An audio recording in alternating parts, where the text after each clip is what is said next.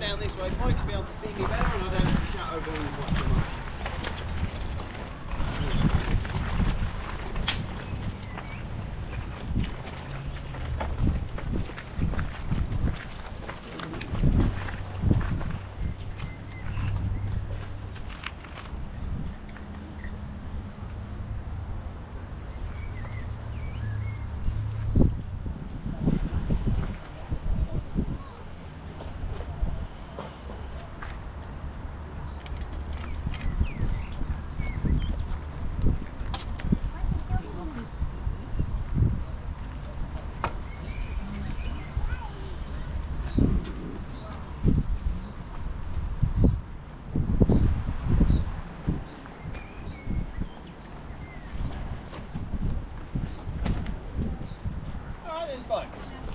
Good morning, folks. Now, before I begin, I do need a volunteer to help me out with this demonstration. So no rush at once. Right, anyone? Young miss? All you have to do is hold on to this. Yeah. Thank you very much, young miss. So, that's alright, you can go back to your family. I'll call on you in a second. Thank you, young miss. Alright then, folks. So good morning, folks. My name is Constable Lancaster and I'm a mounted trooper here in Ballarat. Now, Ballarat is the Wadawurrung term for resting place, and for most of the time here, Ballarat was a nice, quiet and peaceful resting place. Until 1851. We all know what happened here in 1851. Oh. So all of a sudden, this nice, quiet and peaceful resting place became a huge, bustling hive of activity. Thousands upon thousands of people from all over the world came here to try and find their fortune. Now, during this time, we had a police force of 40 men. That was the entire police force for the colony of Victoria. And these men were paid £22.5 a year, which was absolutely nothing. So as soon as gold was discovered, every single one of those 40 police officers handed in his notice, and he came here to try and find gold. So it meant the government had a problem. We had all these thousands of people from all over the world turning up on their doorstep for the gold rush, and no police force. So the government did what all good governments do in situations like this, and it panicked. It had to try and find itself a police force, and quickly. Now, fortunately for them, there is a group of men just to the south, over a small stretch of water, who do have some knowledge of the criminal justice system. Anyone any idea who these men might be? Thank you. Convicts and prisoners of Van Diemen's Land, what we call Tasmania. They've got knowledge of the criminal justice system because they've been through it. So, the government turned to these men and said, look, come and work for us, we'll give you your prison sentence, give you your uniform, and you become our town and foot police. Now, as you imagine, all these men said yes, because it was better than spending the rest of their lives in a prison cell. So they came here and they became our town and foot police. Now, these men weren't given any training, so they had a tendency to slide back into their previous professions. So they weren't very good. And the government, eventually, realised this, and they said we need to come up with a better sort of police officer, a higher calibre of police officer, if you will. So they turned to the group of men who are directly opposite the prisoners down in Tasmania. Anyone any idea who these men might be? Thank you, prison guards. So in this case, the prison guards were the red-coat soldiers, the British Army. They turned to the soldiers and said, look, once you finish your tour of duty, come and work for us, we'll give you a nice fancy uniform like the uniform I'm wearing, and you will be our mounted troopers, our higher calibre of police officer. So as you imagine, a lot of these soldiers said yes, they came here and they became our mounted troopers. Now these men weren't given any training either. But fortunately for them, they had previous training that they could fall back on. Their previous training as soldiers is that there's a bad guy, kill them. You volunteered. So, not exactly the greatest basis for a police force. And when the police started here in Ballarat, there was a lot of problems. There was a lot of drunkenness, there was a lot of thievery, there was a lot of fighting. It was mostly the police who were doing it all. So the government had to come up with a way of getting the police to do their job. And they came up with this very clever idea called finable offences.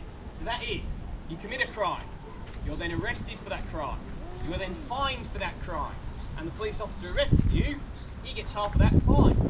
Sound like a good idea to get the police to do their job? No. It was a terrible idea. the police became utterly obsessed with trying to find these findable offences. Now the main one that we're looking for, young miss, that piece of paper I gave you, can you open it up, hold it up nice and high and show it to everyone please? Excellent. Spin around so everyone can see. Excellent. Thank you very much, young miss. Expertly done. So that is a gold licence. Everyone over the age of 12 here on the goldfields looking for gold has to have that piece of paper. It is £2 for a 3-month licence.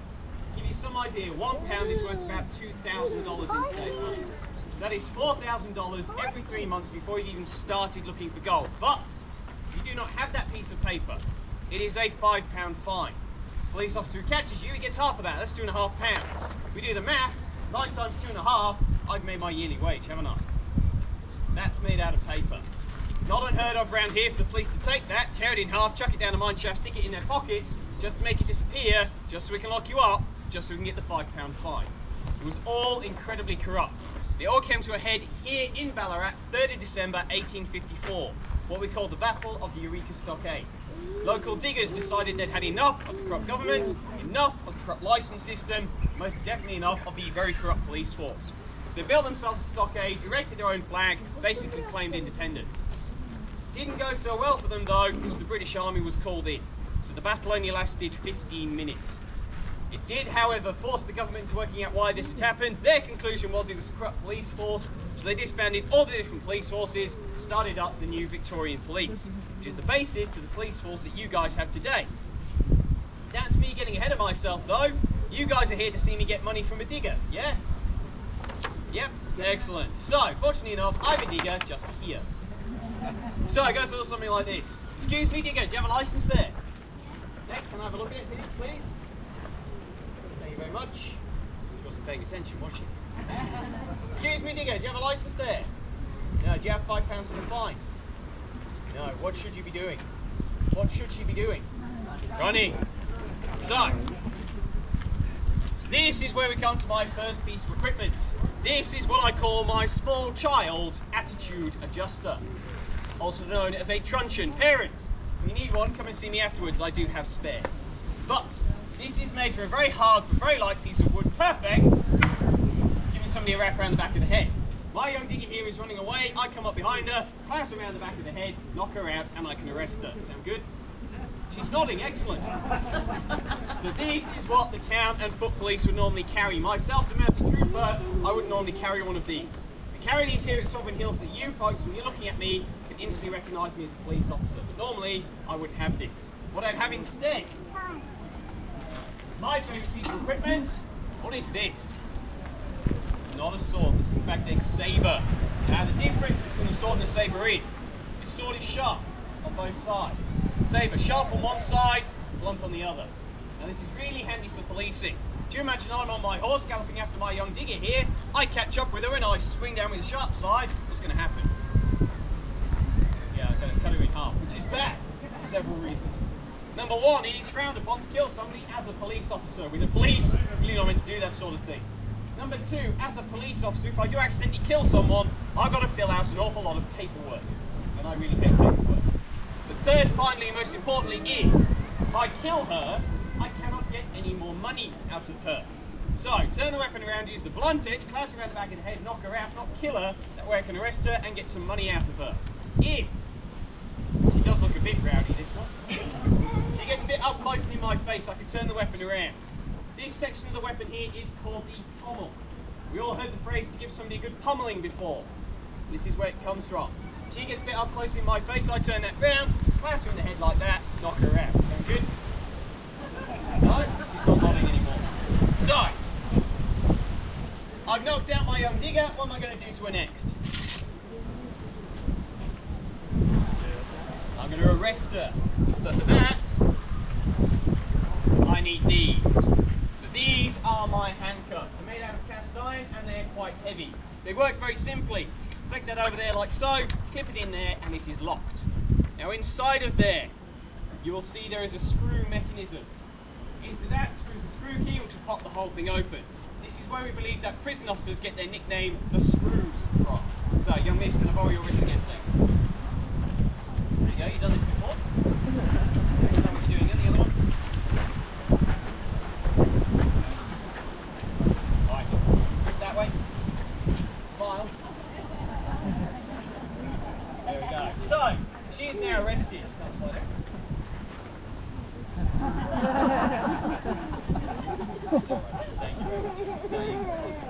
Thank you. So, thank you, young miss. Slight problem, but uniform regulations do state that I must carry at least 5 different sets of handcuffs with me at all times, just for this eventuality, because they do come in different sizes. So we do have 8 children start. There's an intermediate. This is the medium set. There's another intermediate, and there's a larger set for the larger gentleman. As I said though, these are made out of cast iron. They are very, very heavy. You imagine me walking around with 5 of these on my belt all day. By the end of the day, I'm going to be walking like this. So I'm not actually going to carry all 5 sets of handcuffs. I'm going to carry this set, the medium set. These are not adjustable. The human wrists are. Can I borrow your wrists again, please, young miss? Put it up there like that. All right, hold still. Yeah, okay. You nod your head off.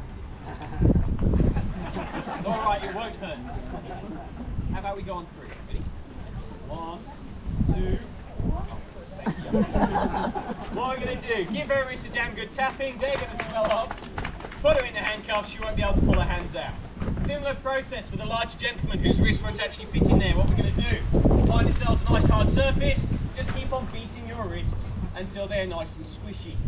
That way we can force them in the handcuffs, force the handcuffs closed, and you're arrested. Sound good? She nodded again, excellent. So, at this point I should ask, are we all getting the feeling that us troopers, we're really nice, kind, friendly, gentle, lovable people?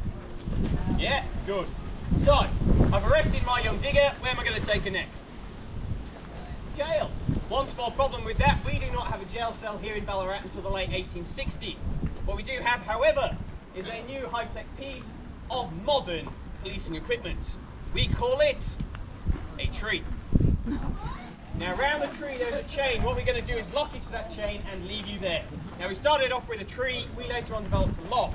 That is because the tree fell over. Now after the log we got a log cabin. Now the log cabin wasn't very good because people kept on escaping from it. So we abandoned that and went back to the log, which is just around the corner there. So we're going to lock you there and leave you there until the magistrate turns up. Now the magistrate has a 2-week circuit, meaning if he was here yesterday it's going to be another 2 weeks before he turns up again. But don't worry, because we will give you a bucket. I'll leave it to your imaginations what the bucket's for. That's all we're going to give you. Do you think in 2 weeks, young miss, you might need some food and some water? Yeah? So if you require anything like food, water, shelter, fluffy blanket for the night, whatever, you have to rely on your friends and family to bring them to you. If you do not have any friends and family here on the diggings, tough luck. It is not our responsibility to look after you. If you are dead by the time the magistrate turns up, oh well, he's got one less court case to deal with, and we go through your pockets and try and find anything of value. So, young miss, think about this very carefully. Do you want to be arrested? Right, you all heard that. She's resisting arrest. So, I've got to escalate things, which is where this comes in. So this is my 58 caliber smoothbore pistol. It fires a solid lead 58 caliber slug this size. This solid lead 58 caliber slug is 100% accurate up until here. After that, it will go anywhere, and I mean anywhere. So, if I wanted to guarantee to hit this digger here at this range with this weapon, what I would do is I'd turn it round and throw it at him. Utterly useless, this thing. Couldn't hit the barn door inside the barn. That is why we're trying to get our hands on new modern firearms. Things like this. That was fairly underwhelming. Shall we try that again, folks? You can make a bit of noise, I don't mind. Things like this. That's better. So this is the new 44 caliber Remington revolver coming over from America. 6 shots before you have to reload, and this is rifled, so it's much more accurate. The way we get our hands on one of these is we find a digger who has one. We arrest them for something, and then steal their pistol. But get rid of the 58 caliber because it's utterly useless. But I still need to shoot you. Yes, young miss? Yeah, it's all right. I'm not going to shoot you. So that is where this comes in. So this is my 2-band 58 caliber smoothbore Enfield carbine musket. It's called a 2-band because it has these 2 bands that attach the barrel to the stock. Now we've all heard the phrase lock, stock and barrel to mean the whole thing.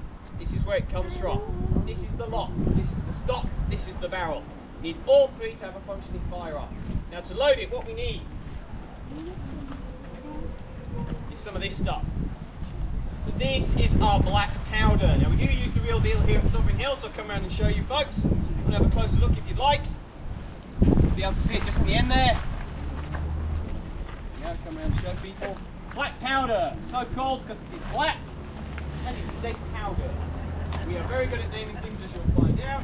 There we go, in there. Black powder 2. Bang!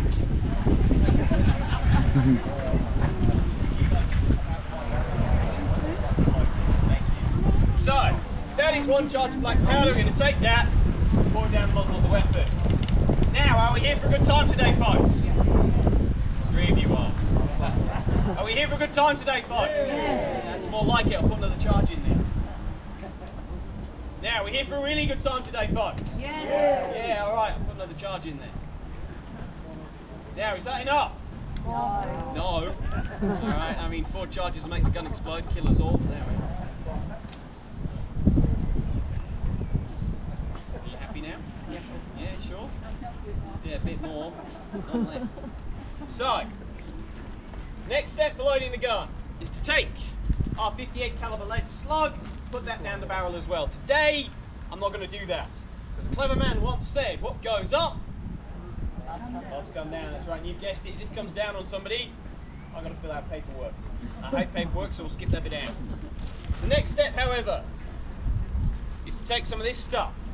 Now this is what we call wadding. Now today I'm just using paper, but wadding can be whatever you can get your hands on. So it's a bark off the ground, a handful of grass, a handful of recycled grass on the back end of a horse.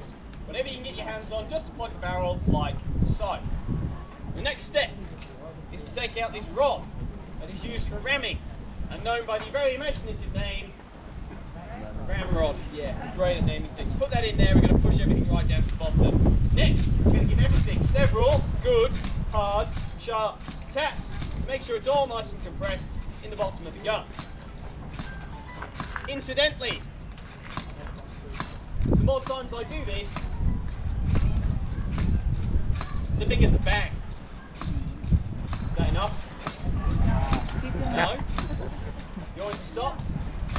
Yeah? Alright, stop ramming it or stop doing the demonstration?